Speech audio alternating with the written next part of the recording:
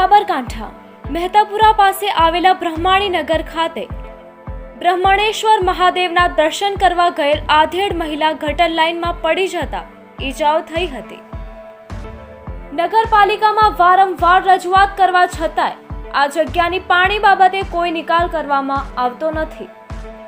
આગામી સમયમાં શ્રાવણ માસ આવતો હોવાથી અહીંયા શિવ ભક્તો વહેલી સવારે દર્શન માટે આવતા હોય છે. આગામી સમય આવો બનાવ ન બને એનું પાલિકાએ ધ્યાન રાખવું જોઈએ. કદાચ કોઈ નાનું બાળક શાળાએ જતા અંદર પડી જાય તો જવાબદાર કોણ?